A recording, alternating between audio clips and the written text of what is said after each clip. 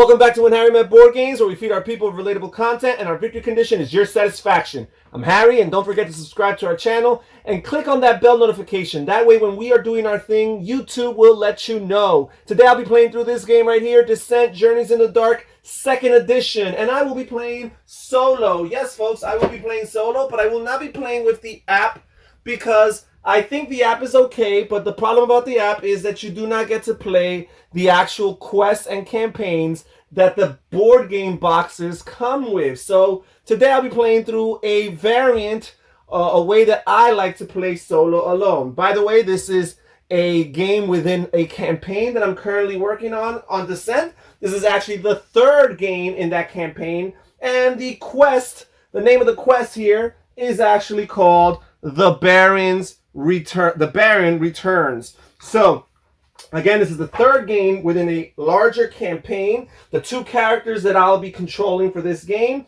will be Grisbin the Thirsty. And these are his stats right here. He has a speed of 3, signified by that green boot. His health is 14. He can take 4 fatigue.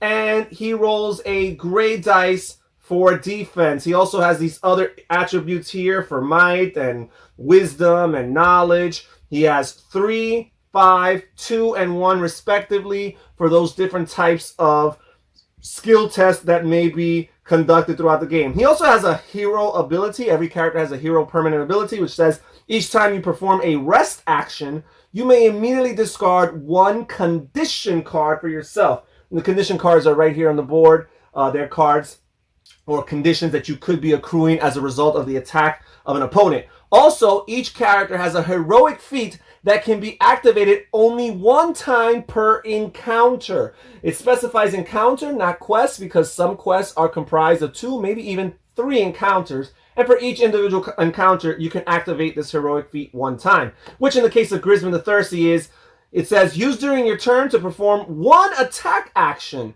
This is in addition to your 2 actions on your turn, because normally heroes get 2 actions. I have a bunch of skills and items from Grisbin. Some of them are items or weapons that he starts the game with. For example, he has the wooden shield, which first of all, here on the lower left side, you see a 1-hand icon there, which shows that he only needs one hand to wield this, and each character only has 2 hands. So the total of your equipment, he or she can only wield equipment or weapons that are 2 or fewer hands to wield in total. So the wooden shield, it says, exhaust this card after rolling defense dice to add 1 shield to the result. So this is helpful for defending. And then he also has the iron longsword, which is a blade type of weapon, also takes 1 hand. It allows him, it's a melee weapon indicated by this red axe here, and it allows him to roll blue and red dice for attack. And it says that he has a surge ability. He can force the target to reroll 1 defense die if he rolls a surge symbol. He also, throughout the quest, he started with this skill here, the Oath of Honor. And for an action, it says you could choose another hero within 3 spaces of you who has a monster adjacent to him. You could place your hero figure in the closest empty space adjacent to the monster and perform an attack with a melee weapon against that monster. So that's a really cool way of maybe positioning yourself in a more convenient fashion. Now, it does have this fatigue symbol on the lower right, which means you need to spend 1 fatigue or acquire 1 fatigue to your character in order to even use that skill. Now, this is a skill that I acquired throughout the campaign, which is Advance. This is a level 1 skill. He needed 1 experience point to get it. It says here, after defeating a monster with an attack using a melee weapon, exhaust this card to move up to your speed and perform an additional attack. So again, these skills that Grisbin here has will allow him to strategically position himself for attacks. Now, very important, I forgot to mention that Grisbin is a knight. So all of these different skill cards that he has and he acquires throughout the campaign will be for the knight class. And also on the last quest that I participated in, we gained this relic as a result of our victory, which is the Shield of the Dark God. It says here, I can exhaust this card after rolling defense dice to reroll some or all of the defense dice. Keep the new result only if it is better. So that is awesome. Okay, that's a really great item to have. Now, the other character I'll be controlling here is Averick Albright, because here's the thing. Even though I'm playing solo, you can never play with less than 2 heroes. So I'll be controlling 2 heroes. Averick Albright, who is a cleric, I believe, and a disciple. He is a disciple, that's his class. And he has a speed of 4. He's a little bit faster than Grisbin, but his health is only 12, so he's a little bit weaker. They both have the 4 fatigue, and they both roll gray dice for defense. Again, you have these different attributes. I forget them off the top of my head, but there's something like might and knowledge and will and understanding. And he has a 4, a 2, a 3, and a 2 respectively for those attributes. His hero ability is that each hero within 3 spaces of him, including himself, gains the surge ability to recover 1 heart on all attack rolls. Now, his heroic feat, which again he can only use once per encounter, he needs to spend an action. It's not just free. He rolls 2 red power dice, and each hero within 3 spaces of him, including himself, may recover hearts equal to the hearts rolled, or health equal to the hearts rolled. So that's a really great power to have. He also has some items that he started off with, some that he acquired throughout the game. He has the Iron Mace as a weapon. This is a melee weapon indicated by the red axe. It takes 1 hand to wield. He rolls a blue and a yellow dice for his attack rolls. The yellow dice is not quite as powerful as the red dice. And he also has the wooden shield, just like Grisbin does, which, again, if he exhausts this card after rolling defense dice, he adds 1 to the defense roll. Now, throughout the game, he acquired some skills. First, he started with the skill of Prayer of Healing, which lets him exhaust this card during your turn and choose yourself or an adjacent hero. Roll 1 red power die. The chosen hero recovers health equal to the hearts rolled. But he does have to exhaust, gain 1 exhaust token in order to do that. 1 fatigue token. Now, throughout the campaign, he's acquired a few new skills, including Blessed Strike, which for an action, he could perform an attack with a melee weapon, and if he deals at least 1 damage after the defense dice is rolled, you, that's himself, and 1 hero of your choice adjacent to you each recover 2 health. So that's really helpful for healing. And also he acquired this skill here, the Armor of Faith. Each time you use Prayer of Healing, which was his original skill that he started the game with, on a hero, that hero adds 1 additional brown die to his defense pool until the start of your next turn. Place a hero token belonging to that hero on this card as a reminder. So now Prayer of Healing is even more valuable thanks to this skill. Also, we went shopping because in between quests during the campaign, you can go shopping and use gold that you've acquired throughout the campaign in order to buy additional items. And I acquired this for Averick here, the Chain Mail for 150 coins. It is heavy armor. You can only have 1 armor at a time. And it says you cannot equip runes. So any equipment cards that have the word runes on it while you're using the chainmail armor, you cannot carry out your turn with those items or those equipments, but we don't have any yet. First of all, it says your speed is reduced to 4 and cannot be increased above 4. So it does lower my speed, but guess what? It gives me another gray die to roll. So now on top of the baseline 1 gray die that Averick rolls for defense, he'll be able to roll an additional gray die thanks to this chainmail here. And that's it as far as that is concerned. Here we have the board set up. The rule book specifies what pieces and tiles you place together. And we do have a couple of different baddies to deal with. First of all, we have Lady Eliza Farrow, who is the lieutenant or the boss in this particular encounter. By the way, this is the first encounter in this quest. This is a 2 encounter quest. We also have the Goblin Archers here on the exit. This is the exit of this particular dungeon, and there are 3 of them because according to the amount of heroes, that determines how many monsters make up this particular monster group. We also have the Goblins right here, and again we have 3 of them, right? And we have the Barghest right here. and we will explain their attributes and their stats as we encounter them. And finally, our two heroes are placed right here on the entrance of this dungeon, and they are working their way through. Now let's explain what the objective is for this particular dungeon or for this particular quest. All right, so the objectives for this particular encounter, first of all, let's explain that there are these objective tokens here that are face down, and throughout this encounter, the heroes and the Overlord and his minions will be trying to gather these objective tokens, which represent bubbling vials in this particular scenario, and they're going to be trying to get away or escape with as many as possible, right? So the rules specify that while a Goblin Archer is within 3 spaces of Lady Eliza Pharaoh, it is considered to be enthralled. And an enthralled goblin, just like Lady Eliza and any of the heroes, can try to grab or snatch one of these bubbling vials. The other monster groups will not be able to, and even the goblins themselves, unless they're within 3 spaces of Lady Eliza Pharaoh, they cannot do it. Now, any of these attempts to acquire these bubbling vials will require an attribute or skill test. Players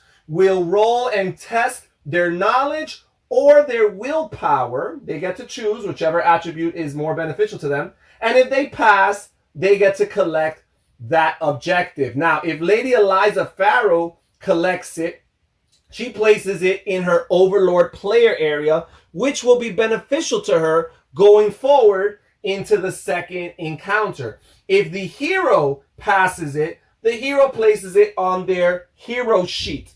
So they will not be able to guarantee or confirm its safe retrieval, because if they're ever defeated or knocked out for whatever reason, they will have to place it somewhere adjacent to them.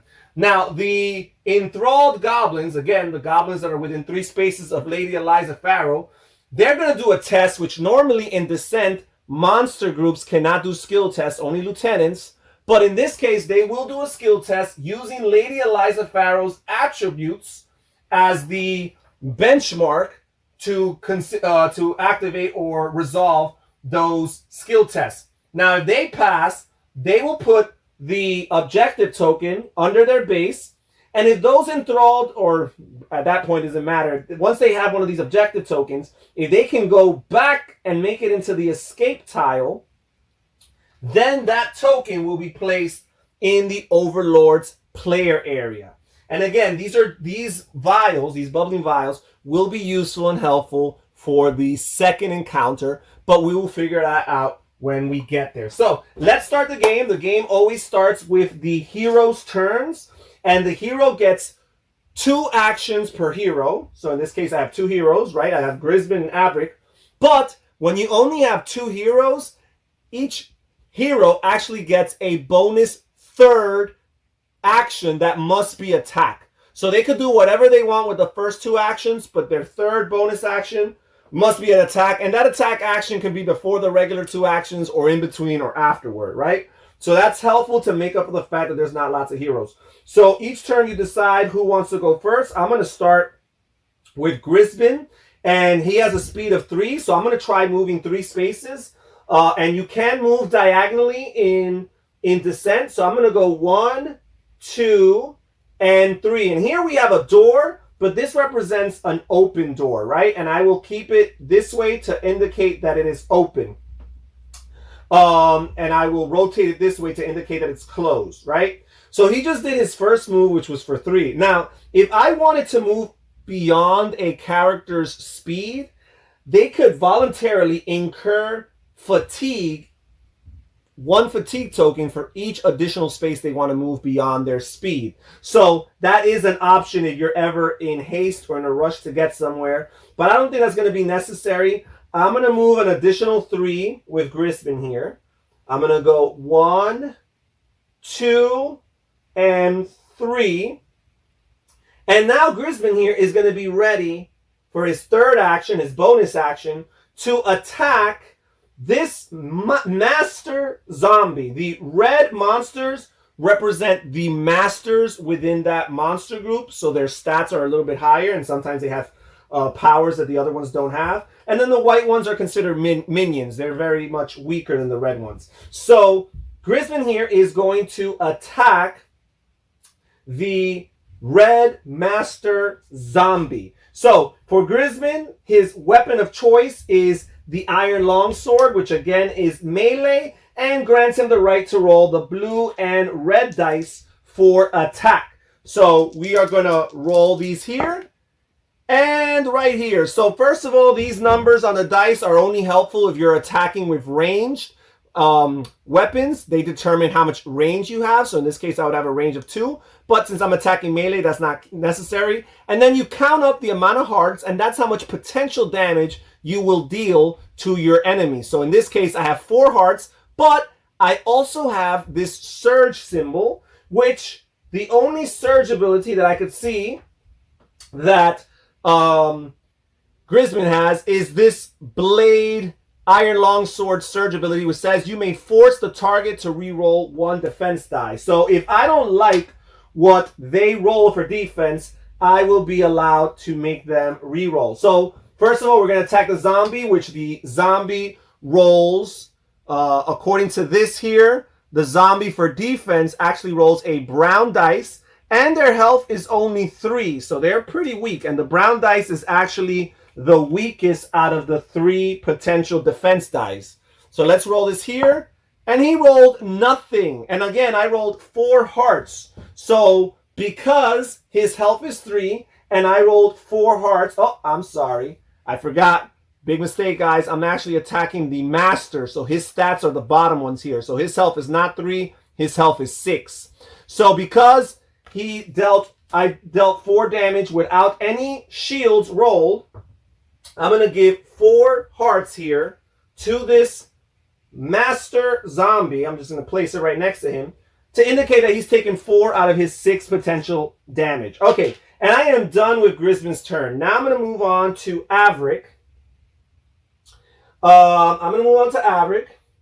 And with Avric, his speed is 4, so he's a little bit more versatile. So I'll go 1, 2, 3, 4. And then I'm going to do 1. I'm going to do 1, 2, 3, and 4 right there. And I am right next to the master zombie again. And I'm going to put him out for good. So Avric is going to attack using his iron mace, which allows him to roll a blue and yellow dice. Again, this is a melee attack. So we will roll the blue and the yellow here. And we only rolled 2 hearts, unfortunately. But that might just be enough to defeat this guy if we can, hopefully, he rolls a bad die for the defense die. So again, he rolls the brown die. But he rolled 1 shield, right? So is there anything I could do here to make him re-roll? Nope. The only Grisbin here had that ability, so that's not going to happen. So because he has 1 shield, he will defend one of those 2 damages, and he'll only take 1 damage, putting him at 5, but his health is 6, so he is still alive. Okay, so those were the 3 actions for Avric, and we are done with the heroes' turns. And now we will move on to the Overlord's turn. And this is where it becomes a little bit tricky because, again, I'm playing solo. This is usually a 1 versus all game where one player controls the Overlord and makes all of the decisions for the Overlord. What I do is I take the Overlord deck, and instead of being able to play it at will, what I do is at the beginning of the Overlord's turn is I reveal 1 card, and if this card is helpful at all to the Overlord, then I'm going to keep it there ready to be played. And this is the dash card here. And this is going to be helpful because it's going to allow, when activating a monster during your turn, that monster may perform an additional move action in addition to their normal 2 actions. So that's going to be very, very helpful for them. So I am going to do that. So now, the way I execute the turn orders for the Overlords usually is I focus first on the monster groups that are nearest to the actual heroes. So in this case, we have the zombies. So you do activate your monster groups collectively.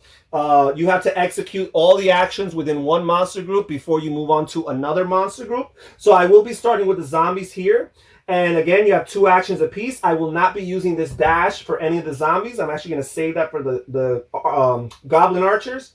So the first thing I'm going to do is I'm going to move this guy over here. 1, 2, and 3. And for the time being, because the speed of the zombies are 3, so they can only move 3 spaces. For my second action, I'm going to close this door, right? Again, I am trying to win as the hero, but I want the Overlord to make the smarter decisions that are going to make the game tougher for me. And by closing this door, it's going to prevent me from getting to these objective tokens or these bubbling vials, which are part of the purpose of this game. So they're going to slow me down a little bit, right? So that was one monster that I've activated. Now with the second monster in this monster group, I'm going to look at this guy right here.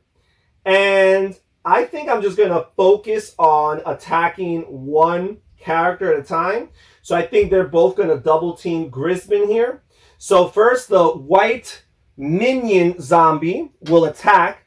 And for the zombies, they roll the blue and the yellow attack. And they have a melee weapon right here. Also, really important, let's look at some of the other stats that they have. They have this shambling power, which according to the back of the card says this monster may not perform more than 1 move action during a single turn. So that's very important to remember.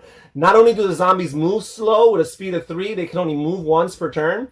They also have this grab ability where I could use an action where I will choose a hero adjacent to this monster, and that hero must test their might. And if they fail, they become immobilized, which is one of the conditions in this game. Also, for my attack, I have the surge ability of disease. If this attack deals at least 1 damage, then the target is diseased, and that's yet another condition. So the zombie here, although apparently looking very weak, can inflict a hero with lots of different conditions. So we're going to roll the blue and the yellow for this attack here. And he rolled a pretty low number, no surges, just 2 hearts. And now, Grisbin here will defend. He rolls a gray die to defend. Here we go. And he rolled 3 shields. Amazing, folks. So that's more than enough to withstand the attack from the zombie. And the zombie's done with his first action, but the zombie's going to deal out their second action, which they're going to use their little power here. The grab power is actually only the master zombie has the grab power. You can see here on the bottom of the card. The regular minion zombie does not have the grab power. So instead, for their second action, they're going to start anticipating maybe some future turns, and they're going to get closer here. 1, 2, and 3. Make life harder for these heroes. And now the master zombie is going to attack Grisbin. So Grisbin's got very, very lucky. Again, we will roll the blue and the yellow dice here.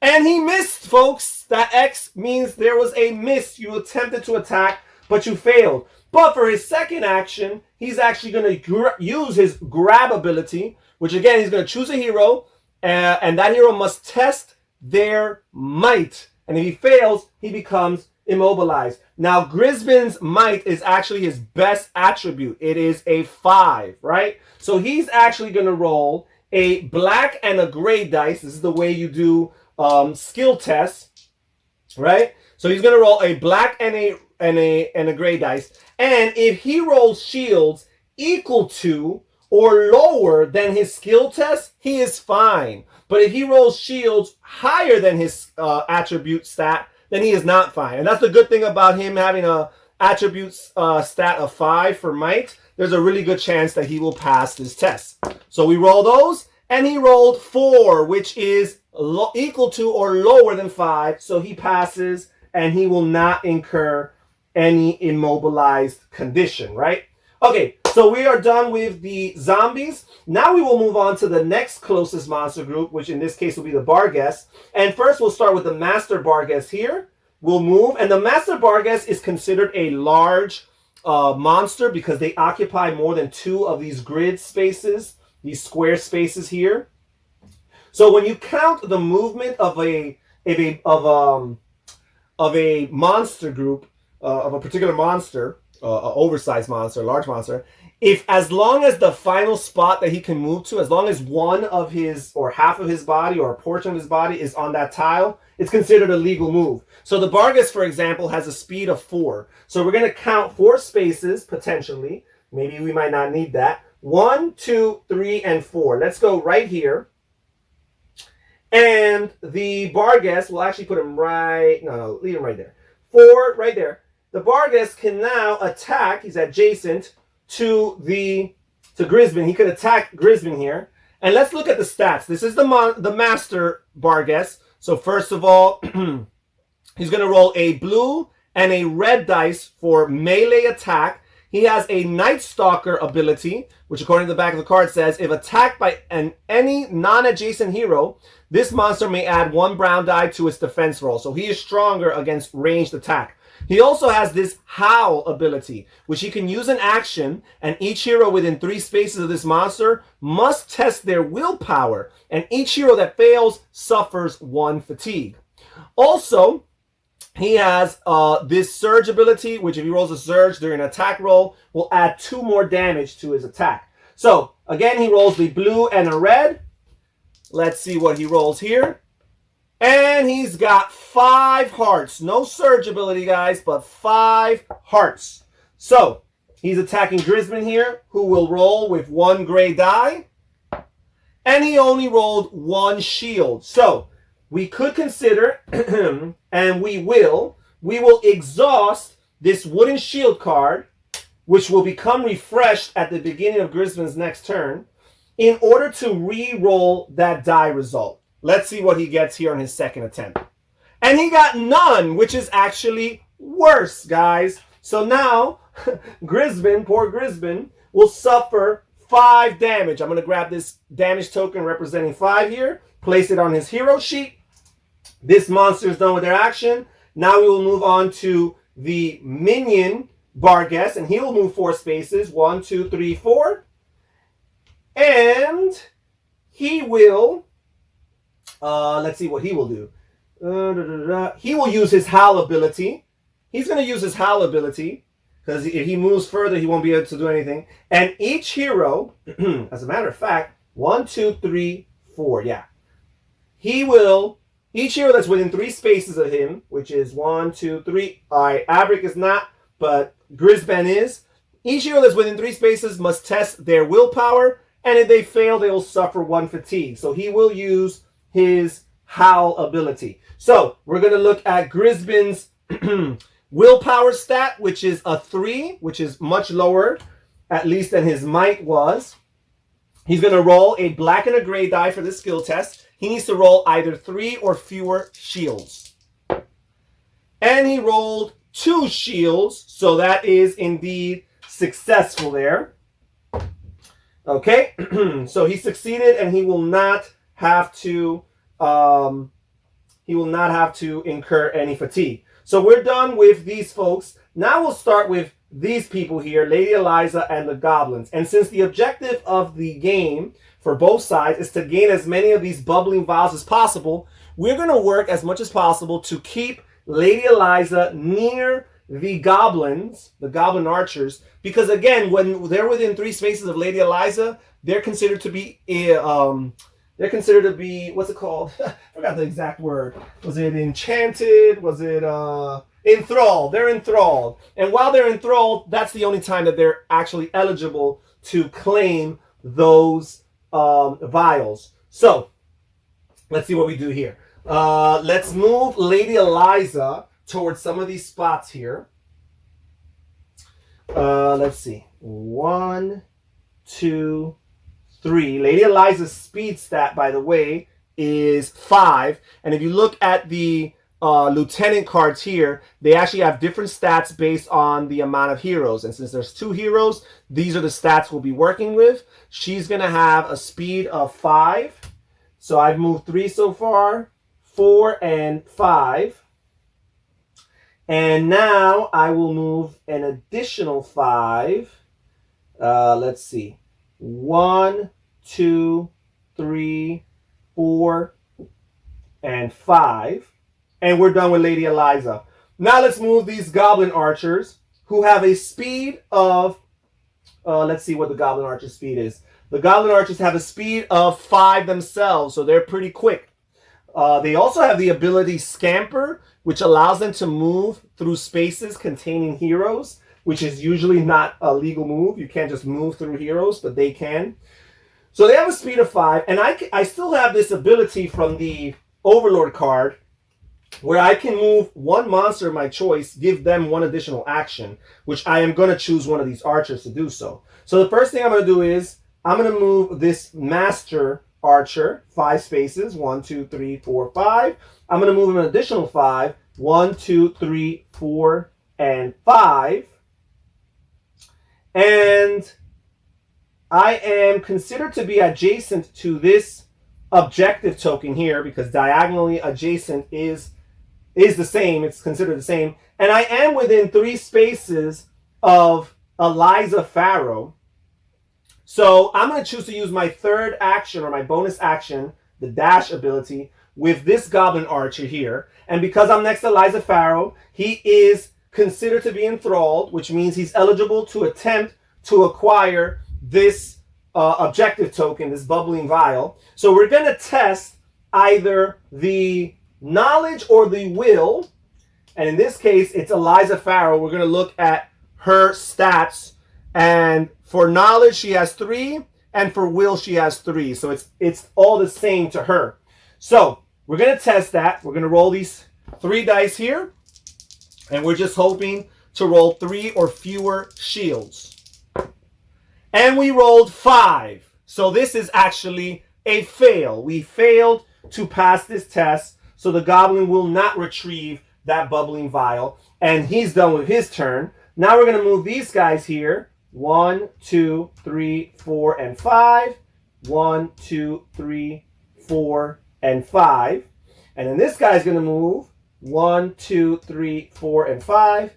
1, 2, 3, 4, and 5. He's going to work his way this way, because there's only 2 bubbling vials here anyways. There's no need to keep 3 Goblin Archers there anyhow. So that's it. We are done with a turn. Now, the Overlord in this particular quest does have the ability to call up or summon up reinforcements. At the start of each turn, the Overlord could place Goblin Archers on the exit, but you still have to respect the limit, the group limits that the rules specify. And in this case, it's 3 Goblin Archers. But once we start losing Goblin Archers, the Overlord can continue to summon them back into the game. So that's going to keep them going on strong. Okay, so we are done with the Overlord's turn. We move on to the next hero's turn. And let's see what we will do here. Righties? So, we might as well finish off the job with this Master Zombie here. So Grisbin will attack. Grisbin the Thirsty will attack first. He's going to use his blue and his red dice. Let's refresh any card that might have been exhausted here. And let's roll these 2 dice here. And we've got 4 hearts. And I don't believe there's any side of the die here that has 4 shields on the brown die. And the zombie only needed 1 more heart to be defeated. So he is done. He's gone from the game. And that was Grisbin's first move. For his second move, he's actually going to move around this Barghest here. 1, 2, right there. And he's adjacent to this search token right here. So he's going to use his third action here. Because remember, we get a bonus attack action, which I used. He's going to get his third action to search that search token. So let's see what this is here. This is a stamina potion. Flip this card over during your turn. to choose your hero or an adjacent hero, and that hero will recover all their fatigue tokens. Also, at the end of this game, it's going to be 25 gold towards your hero's supply. So, I am actually... So, by the way, I only used 2 of my movements points because his speed is 3.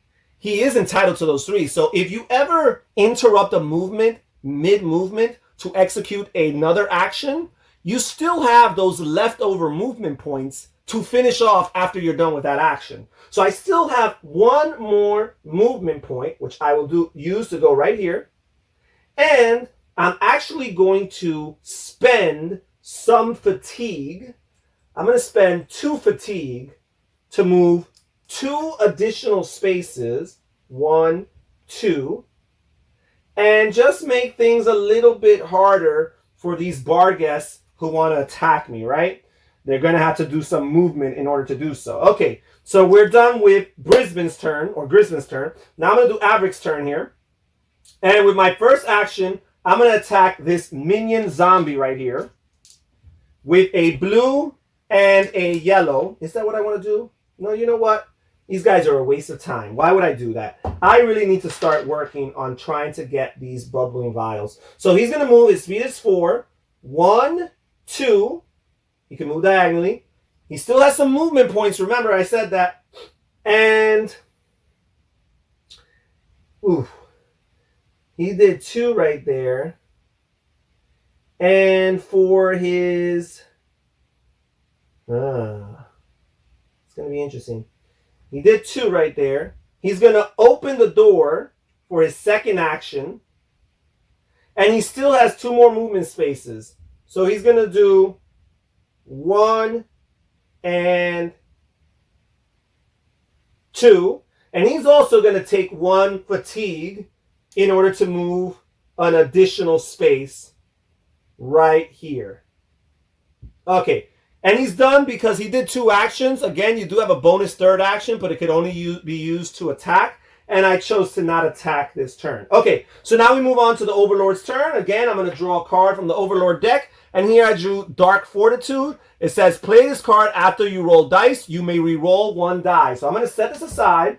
And if at any point during this turn, the Overlord rolls something that's not to his or her advantage, we're going to choose to re-roll. Okay, so let's see what we're going to do here with the Overlord. So the first thing I'm going to do is I'm going to focus on the monster groups that are closest to the heroes, which in this case would be the zombies. So the zombies here are going to focus on Grisbin and see if between them and the Barghest they could get the job done. So they're going to attack Grisbin. This minion zombie will attack first with a blue and a yellow. And he rolled 3 hearts and 2 surge symbols, which the zombies only, well, they do have 2 surge abilities. So you could activate each surge ability once per attack. So they're going to activate the disease. If you deal at least 1 damage after defense is rolled, this hero will be diseased. But they also get to add 1 heart to their current attack. So instead of 3, they have a potential of 4 to deal out. And now Grisbin here is going to roll his defense die. And he rolled nothing, which he doesn't like. So he's going to use the wooden shield. He's going to exhaust it. And he's going to re-roll this dice because nothing can be worse than nothing. And there we go. He rolled at least 1 shield. So instead of taking 4 damage, he's going to take 3. But here's the problem, guys. Because he's already at 8 damage out of his potential 14 health. Because the zombie rolled a surge ability and dealt at least 1 damage, they're also going to deal out a disease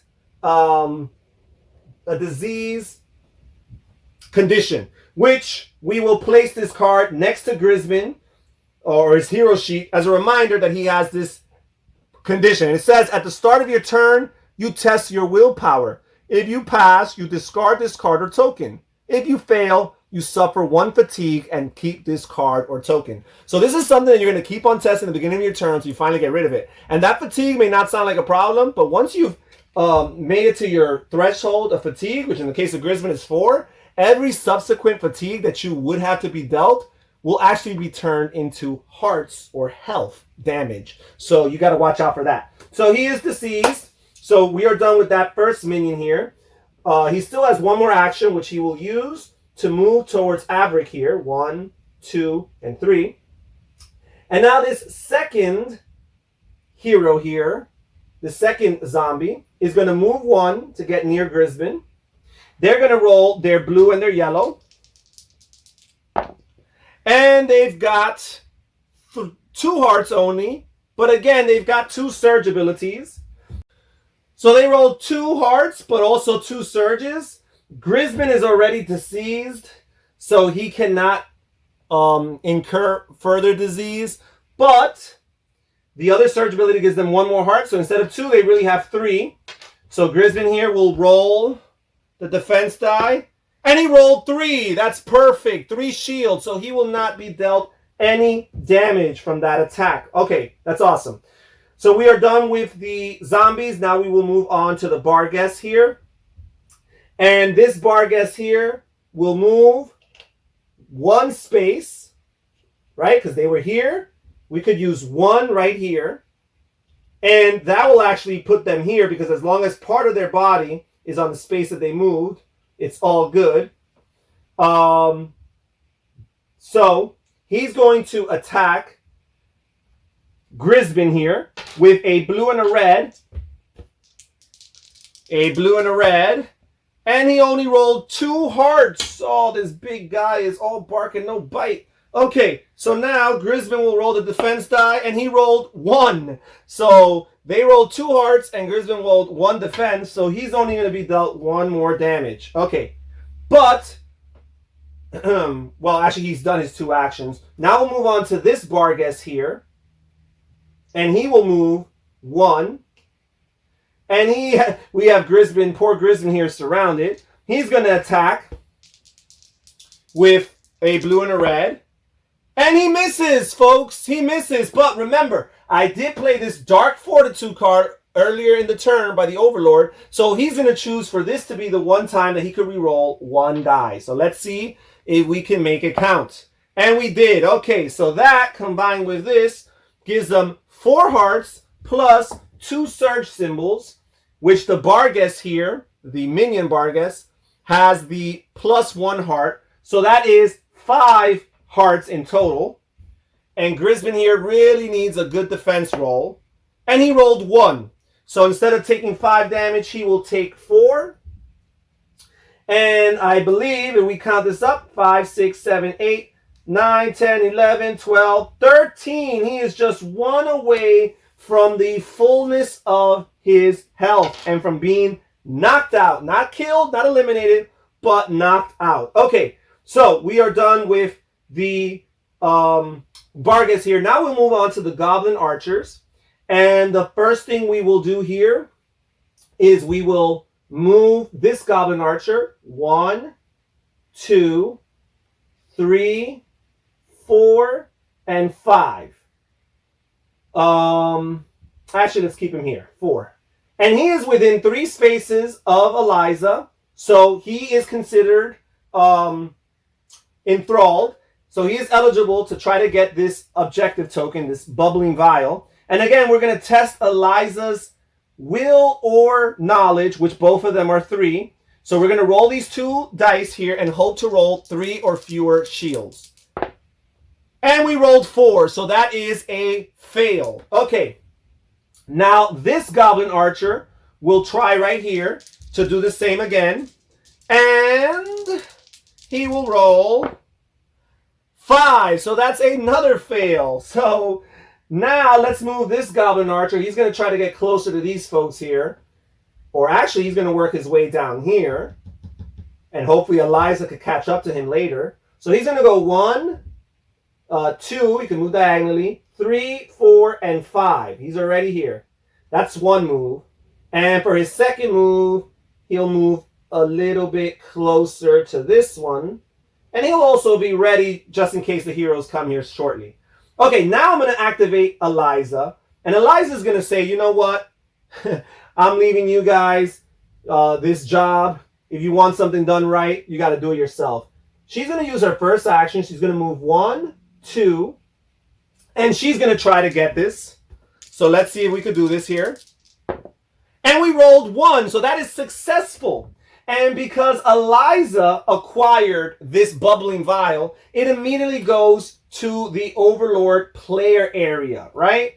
So it's no longer, it's not like the Goblins. The Goblin Archers, they have to get it, and then they have to run away to the exit in order to escape with those tokens. With Eliza Pharaoh, she gets to do it, freely as soon as she acquires it, right? Now, we're going to keep on playing this until all the bubbling vials are either carried by the heroes, we're actively carrying them, or they're already in the player's area. Until those conditions are met, we continue playing this game. Okay, so the Overlord is done with their turn. And now we'll move on to the next hero turn. And let's see what we're going to do. So the first thing I'm going to do is, with Averick here, I am going to attempt to pass this skill test here. And again, we have to test either our knowledge or our might. Averick has a knowledge or our willpower. He has a knowledge of 3, but he has a willpower of 4. So that is clearly where I will be testing. So we have a good chance. As long as we roll 4 or fewer shields, we are good. And we rolled 3, so that is perfect. So Averick will collect this. We'll place it on our player sheet, our hero sheet here. And that was his first action. For his second action, he's going to attack. For his bonus attack action, he's going to attack this minion zombie that's diagonally adjacent to him. And he will roll a blue and a yellow for that attack. And he misses, folks. He misses. And he doesn't have anything here that indicates a reroll. So we are done with that. This stamina potion was actually collected by Grisman here. So he's done with his second action. With his third action, I think with his third action, he's actually going to use that to search over here. We've already cleared that search. He's going to search. There's a search token right here. And see what he gets there. We draw the card here. And this is nothing. So yes, guys, a few of the cards in this stack here are actually duds. They give you no money. They give you no special item. Nothing. So it just says discard this card. Terrible luck for Averick this turn. He missed attacking the zombie. And he also drew nothing in a search attempt. Now we're going to go with Grisman, who's about to go out in a blaze of glory. He's about to die soon. But actually, what he's going to do is, in order to escape these guys, he's going to use his power here. He's going to use his power here, and it says, choose another hero within 3 spaces. He's going to use his skill, his Oath of Honor. Another hero within 3 spaces. Oh no, the hero's not within 3 spaces. It's not going to work. After defeating a monster, we're going to use exhaust this card to move up to your speed and perform an additional attack. This might be the best one. Okay, so I have to hope he cannot use the Oath of Honor because Averick is not within 3 spaces of him. He's about 5 spaces away from him. So he's not going to be able to do that. So he's going to attack this weak minion zombie because that's his best chance of actually defeating a monster. So for his first action, he will do that. So he gets to roll his blue and his red here. And he rolled 4 hearts, all right? And he also has a surge ability, which he can use his power to make the defender re-roll a die. So the zombie here will roll a brown, and he rolled nothing. So all 4 of those damage will be dealt to the minion zombie, and the minion zombie's health is only 3, so the minion zombie is dead. Now, I will use this advance here, and this advance here, this skill says, after defeating a monster with an attack using a melee weapon, which he just did, exhaust this card to move up to your speed and perform an additional attack. Well, his speed is 3. 1, 2, and 3 would put him within striking distance of this other zombie. So I'm going to exhaust this card, but to use this skill, I also need to spend a fatigue, which he already has 2 out of his 4 fatigue. So he will get a 3rd fatigue here. He will move 3 spaces. 1, 2, 3. And remember, this is not an action, guys. He's only used one action. This is a bonus based on his skill. He's going to be able to perform an additional attack. So here we go. He's going to roll a blue and a red.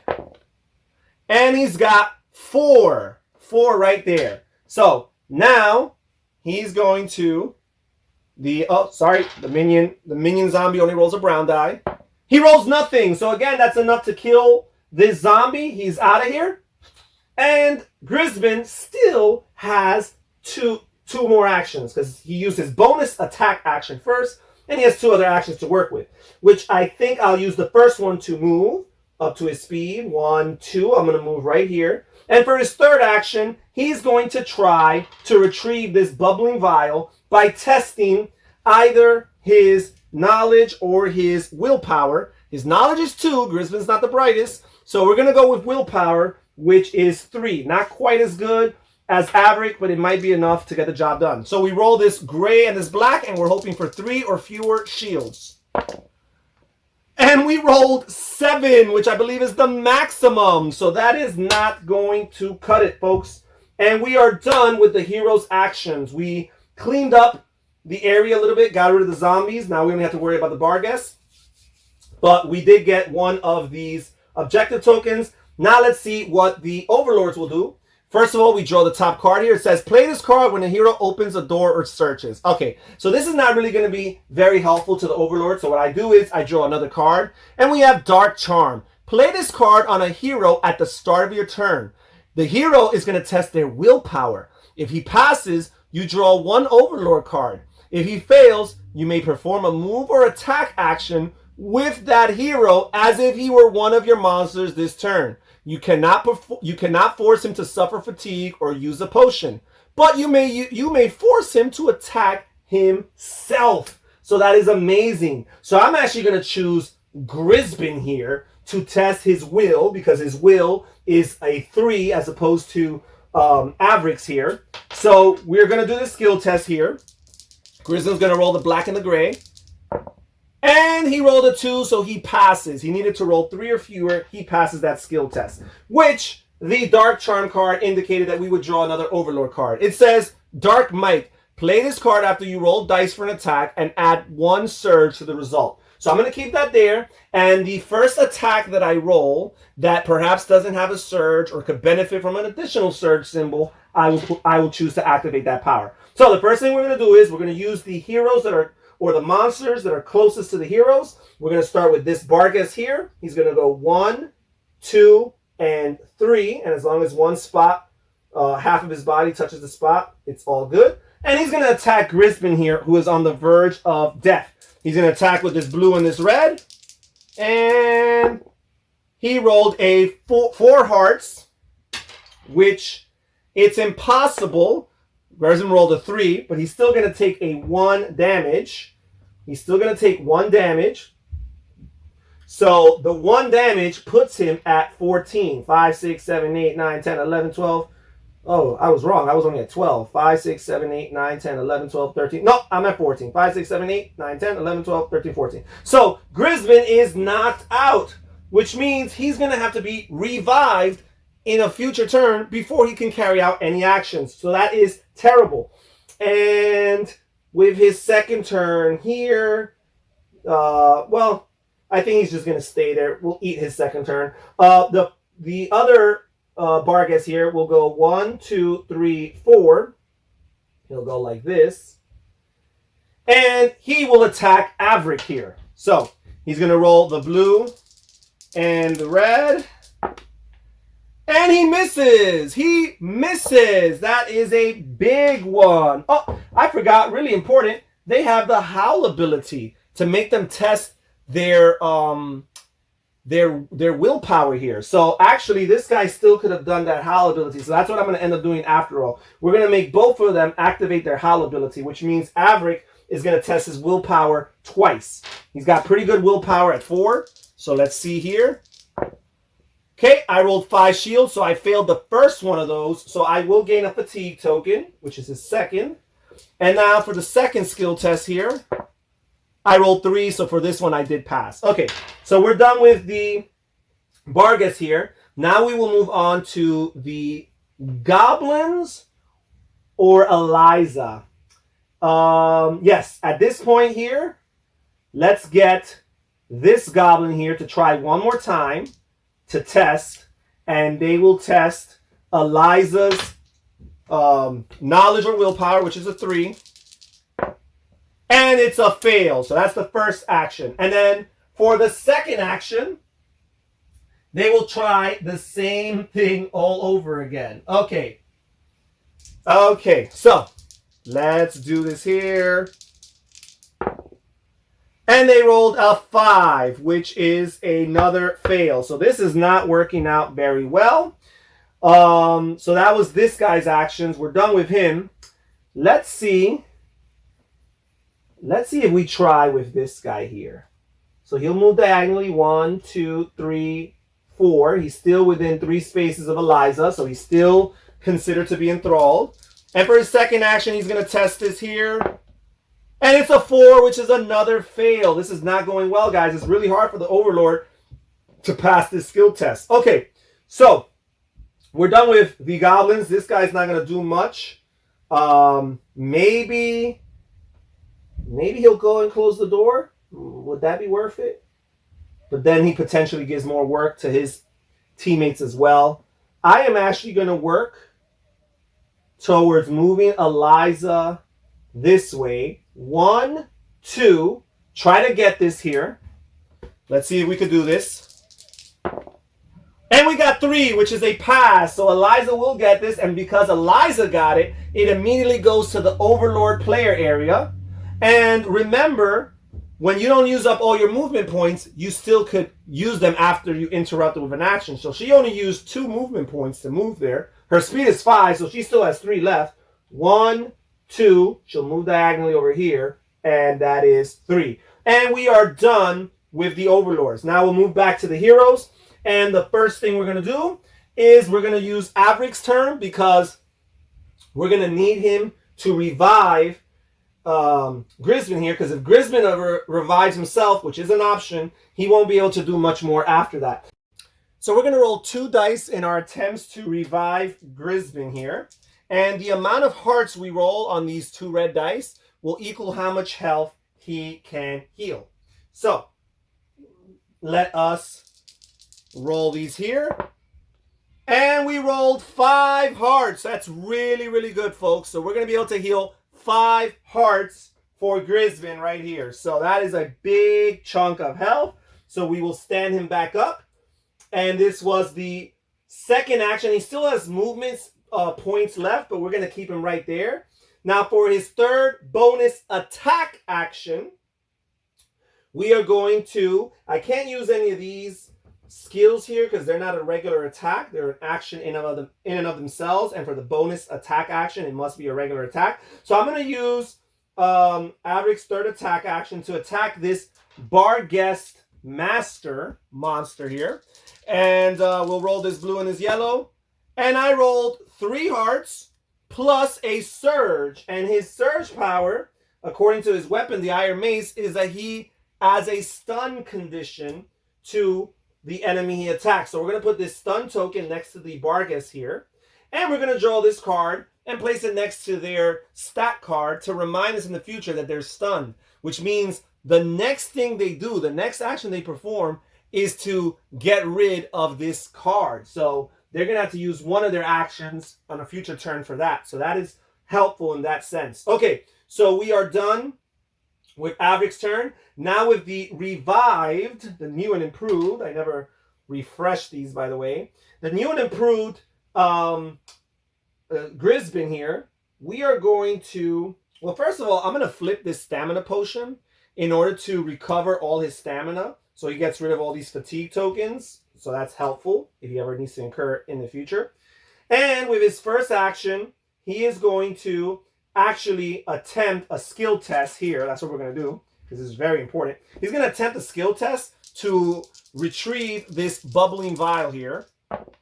And he rolled 3 shields, which is exactly how much he needed. So he's got this right here. So between the Overlord and the heroes, we've already got 4 out of the 6 bubbling vials. So we're 2/3 of the way there. Grisbin still has 2 actions left, so he's going to use his... Oh, wait. Real quick, guys. I forgot to roll the defense die for the Barghest when I attack with Avric. Sorry about that. I did roll 3 hearts. I remember that. So he's going to roll 1 gray defense die. And he rolled 1 shield. So he will take 2 hearts, 2 damage. Right here. Just put it there. And according to the Barghest card, this is the master, his health is 6. So he still has a little bit more ways to go. So now Grisbin will deal out his attack. Let's see. Yep, he's going to deal out his attack.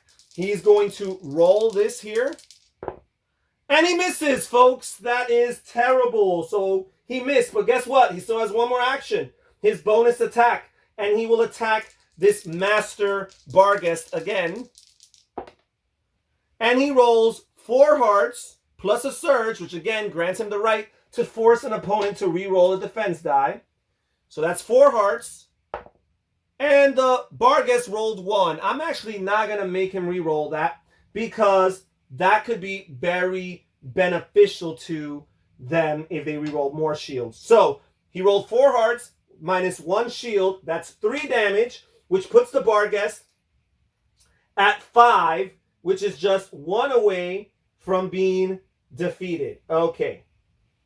So we've got that there. Just put this here. And remember that the Barghest here is stunned. And we are done with the hero's turns. We'll move on to the next Overlord's turn. We'll draw the Overlord card, Frenzy. Play this card when activating a monster during a turn. That monster may perform an additional attack action this turn in addition to its normal 2 actions. Now, the rules do specify that when you get a bonus attack action, it does not change the rule, the foundational rule that monsters can only attack once per round. So even if you get a bonus attack, that really just means that you can attack and you could choose other options with your other 2 actions. Okay, so let us see what we will do here. First, we're going to attack with the monsters who are nearest by. We might as well go with this Master Barghest here. He will roll a blue and a red to attack Grisbin.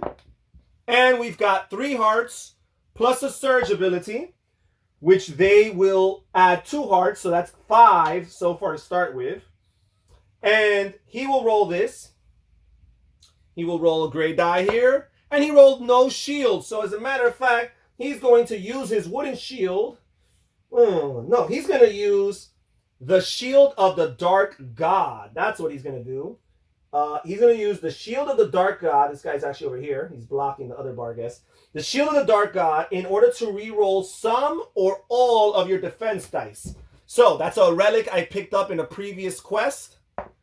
And he rolled 1, which is a little bit better. He's also going to exhaust the wooden shield to make it 2. So out of those 5 damage, he's only going to take 3 more, which means he will live to fight another day. The Barghest still has another action, a second action, which they will use in order to do the... do they want to do the grab action? No, what they're going to do is they're going to make life... No, they will do the grab action. They're going to do the grab action, which makes Grisbin here test his willpower to see if he incurs fatigue, and he passes, so it's all good. Okay, now this Barghest here will attack Avric, and Avric has so much ways of combating this that I'm not even concerned, but we'll see. So he rolled 5 hearts plus a surge, which makes it 6. He's got 6 right there. Now let's look at Avric. First of all, he has the wooden shield, which helps him. Second of all, he has the chainmail, which means he actually rolls 2 gray dice for defense. Okay, so he's got some help here. Let's see what we could do here. And he rolled 4 shields, plus we will exhaust this wooden shield to make it 5. So out of that 6 damage, he's only going to take 1. And remember, Avric actually has lots of abilities that allow him to be healed. Okay, so we are done with that.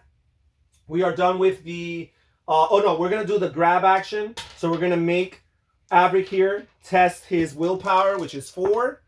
And he got 4 exactly, so he passes that. So we're done with these guys. Now let's move on to the Goblins and Lady Eliza. So first of all, let's see if Lady Eliza can make it here. She's got a speed of 5. That's 1, 2, 3, 4, and 5. She'll use her second action here. 1, 2, and 3. And now we will activate the Goblins. And because this Goblin is within 3 spaces of Lady Eliza, he is considered enthralled, which means he's eligible to attempt a skill test here with Lady Eliza's skill attributes in order to retrieve this bubbling vial. So let's see here. We roll 2 dice. We've got a 4, which is not quite enough, but he could still do a second action. So we'll try this again. And he's got a 3, which means he passes. So for the first time, a Goblin has actually retrieved one of these vials. Now, the thing about this vial here is that unlike the ones that Lady Eliza retrieves that automatically go to the Overlord area, this Goblin's going to have to work his way all the way back over here to the exit in order to accomplish that. Okay, so we're done with this Goblin. Now we're going to move these Goblins. Their speed are 5. 1, 2, 3, 4, and 5. And then a second action. 1, 2, 3, 4, and 5. This guy's going to move 1, 2, 3, 4, and 5. 1, 2, 3, 4. And this is an open door again, remember? So 5. And that was his second action. So they're done. And we are done with the Overlord's actions. And now we move on to the hero's actions. And the first thing we're going to do is we're going to try to attack. So first I'm going to go with Avric here. And Avric's going to use this Prayer of Healing. He's going to exhaust this card. This is not an action. It doesn't have the action symbol. He's going to exhaust this card and spend a fatigue token in order to choose yourself or an adjacent hero, roll 1 red power die, and the chosen hero recovers that much heart. So I'm going to roll a power die here, 1 red power die, and that is 1 heart. But it does say I got this acquired skill here of Armor of Faith. Each time you use Prayer of Healing on a hero, that hero adds 1 additional brown die to his defense pool until the start of your next turn. So until the start of our next turn, the Grisman character here is going to add a brown die to his defense on top of his gray die. So that's helpful. So he's going to heal 1 heart. So that helped a little bit. And he has a brown die on top of it. So we were able to help him in some regard. Okay, so Grisman, Avric still has his 2 actions. The first thing I'm going to do is I'm going to attack this master minion here, this Master Barghest. Get him out of the way. He's already at 5 damage. Actually, no. I'm going to do this. With my first action, I'm going to use this Blessed Strike skill, which says I could perform an attack with a melee weapon, and if I deal at least 1 damage, you and 1 hero of your choice can recover 2 health each. So I'm going to use that. I'm going to have to, again, gain a fatigue token, which is my 4th one, my last one, before I start dealing damage to myself. All right, so we're going to attack this guy. And I rolled 2 hearts plus that. Oh, I forgot that this guy had a stun last time. So he should have actually, his grab ended up being a fail. He should have actually used his first action to discard that stun condition. Sorry about that, folks. So we've got 2 hearts here and a surge, which will re-stun him. So he's stunned once again. Remind me later on to resolve that. So he's got 2 hearts. Very likely he's not going to deal any damage to this guy, but let's see. He's going to roll 1. He only rolled 1 shield, so those 2 minus 1 is still 1, and he was already at 5, so he is dead. The Barghest is dead. We get rid of all of this here. And because I dealt at least 1 damage, me and Grisman each get to heal 2 hearts. I only had 1 damage, but Grisman here gets to heal 2. So Avric has been very helpful to Grisman here. And that was just his first action. With his second action, he's got to flee. This is it. I'm going to use my speed here. I'm going to go 1. This is an open door again. 2, 3, 4, 5. Oh no, 4. That's his second action. Sorry. He attacked. His bonus attack. Oh, no, it wasn't a bonus attack. It was this. Ooh, he's done. So you know what? I might as well have used... Yeah, we'll do that. I might as well use my bonus attack action to try to get rid of this Barghest here. So roll a red and a yellow. That way we don't have to worry about his nuisance anymore. And I rolled 3 plus the surge, which again will stun this Barghest here and slow him down. So he rolled 3. I'm going to roll the shield here. And he rolled 1 shield, so we're still going to deal 2 damage to the Barghest. And this is the minion Barghest. Oopsie. This is the minion Barghest, which according to the stats, he has 4 health, so he's halfway there. And now I'm going to move with Avric. 1, 2, 3, 4. And that's it. His speed is 4. I cannot exhaust or incur fatigue because I'm at my maximum. And you cannot voluntarily incur fatigue after you're at your threshold. All right, so there's that. So Avric is done with his 3 turns. Now we're going to do, whatchamacallit over here, Grisbin. He's going to go 1, and now he's going to attack this guy with the blue and red dice. He's going to attack this Barghest here. And he rolled 5 hearts. So even if the Barghest were to roll all 3 shields, that would still be 2 damage, which would be enough to eliminate him. So that was his bonus attack action for Grisman. Mind you, he only moved 1 space, so he can still finish that first movement by adding 2 more spaces to his movement. 1 and 2. And now for his third action, he will go 1, 2, and 3. And these guys are starting to work their way over here. All right, so now we move on to the next Overlord turn. And we will go over here, and he's got the dash ability. Play this card when activating a monster. That monster may perform an additional movement action for whatever it is worth. So we do have 3 goblins here, which we do not need because we just need to get this one right here. As a matter of fact, I'm going to save that for Lady Eliza. This guy's already covering 1. So we're going to activate the goblins first. And the first thing we're going to do is we're going to move this guy over here. 1, 2. There's a wall here. It's hard to tell, but there's a wall. You cannot move through walls. So even though these tiles might be adjacent to them, you need to look for the black bordered lines and recognize that they're walls. So I moved 2 spaces so far, 3 and 4. And I'm going to try to attack Grisbin here with my second action here. And for the archers, the Goblin Archers is the first attacking they're doing today, I believe. They roll a blue and a yellow. So let's see what they will do. They are ranged, by the way, so they actually don't have to be adjacent. As a matter of fact, I am going to go over here instead and create some space. They don't have to be adjacent, but you do need to make sure that you cover the range with the roll of the die. So this 2 here signifies that I have a range of 2.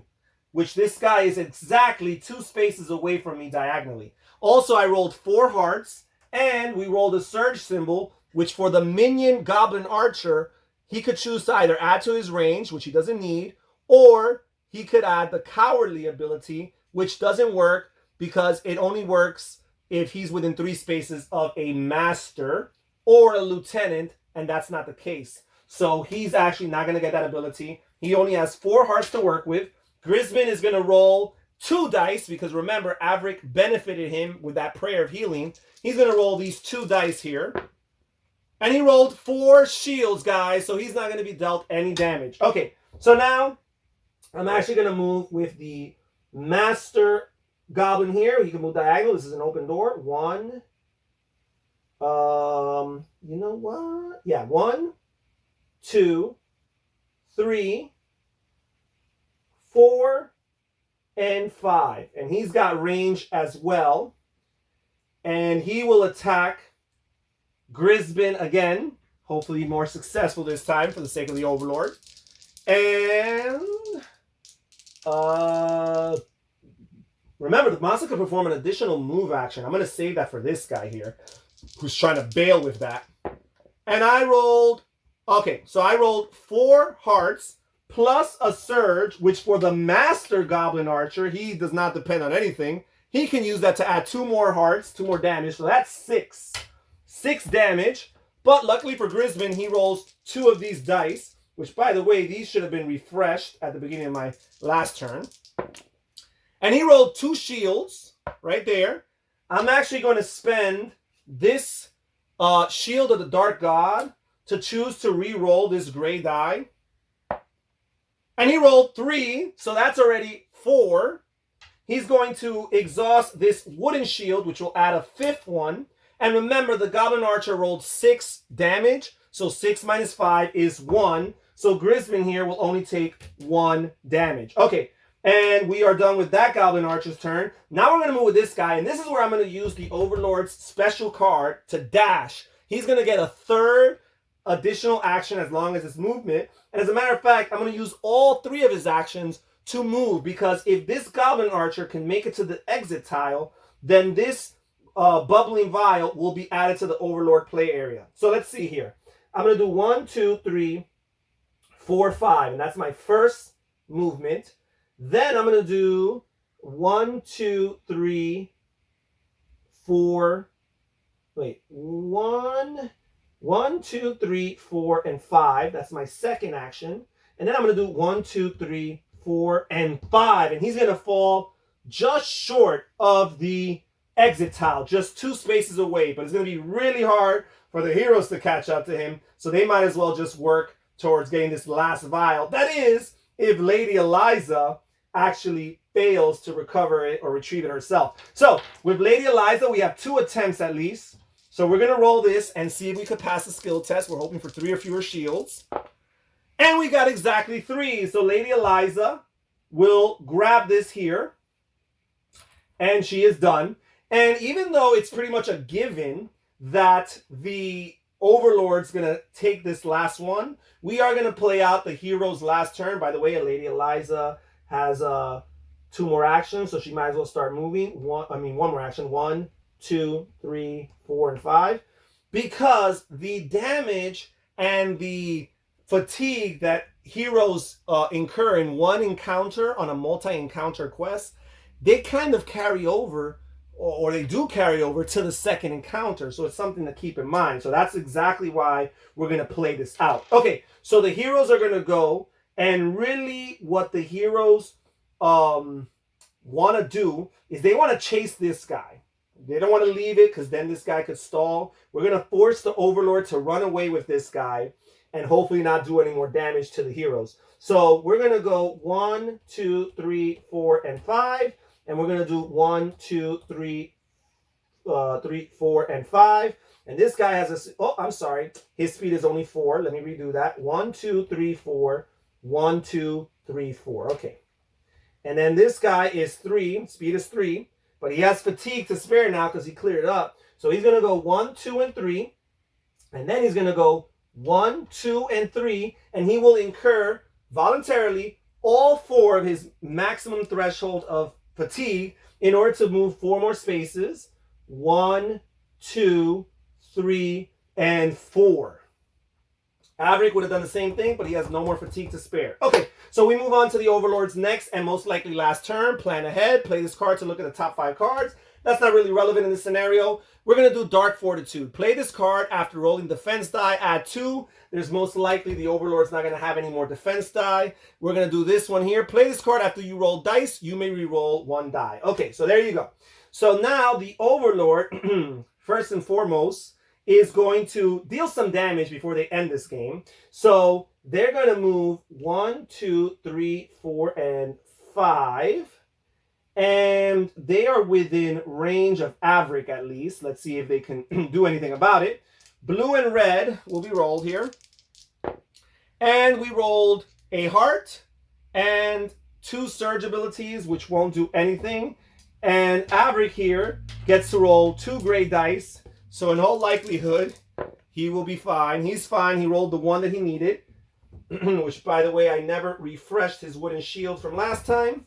Okay. Or any of these from last time. These should all be refreshed. All right, so now we will move on to the next goblin here. 1, 2, 3, 4, and 5. And he does not have line of sight. So for him to move any further would not really accomplish much. He will actually just move out of Lady Eliza's way. Let's see if Lady Eliza could do anything. She will do 1, 2, 3, 4, and 5. And she will be right next to Averick here. And Lady Eliza will do her first attack into the game. And she has ranged attack, so she could actually attack from a distance if she wanted to. And she rolls blue and yellow. She also has sacrifice. She gets to deal up to 5 damage to an adjacent monster. Ooh. To an adjacent monster to allow her to recover. She has seduce. You could choose a hero within 3 spaces, and that hero, and you test Eliza's willpower. And if Eliza passes, move the hero 1 space in any direction. The hero's stunned. Or if she rolls a surge ability, she has blood call. Lady Eliza Farrow recovers equal to the amount of damage dealt. That's not important. So we're just going to go straight up for the attack. A blue and yellow dice here. Let's roll these here. And she rolled 2 hearts plus the surge. And again, with the surge, it's just blood call. She recovers health, which is not necessary because she does not have any health to recover. So again, Averick will roll 2 of these dice, and unless they're duds, he's pretty much good. Oh, by the way, he would have exhausted his wooden shield earlier with that other attack. Oh, no, he didn't. He only needed 1. He only needed 1 shield. I forgot about that. All right, let's roll this. And he rolled 1 shield. And he needs 2, so he will exhaust the wooden shield to add to his shields here. And he won't take any damage. And then finally, we're just going to move off the exit tile with this guy here in order to capitalize and win the game or end this encounter. And that is all of the objective tokens are accounted for. And what's going to happen going forward into the second encounter is that these will be a resource of sorts for the heroes. They have 2 of these. They will be able to use to their advantage. And the Overlord players will be able to use these 4 bubbling vials as a resource to help them in that. And that's it for this first encounter of the Baron Returns quest in Descent. Stay tuned and you could catch the video. Click on the link on the upper right-hand corner to catch the second part of this 2-part quest, the second encounter. Thank you very much for joining us here at When Harry Met Board Games. Take care, everybody, and see you soon. Bye-bye.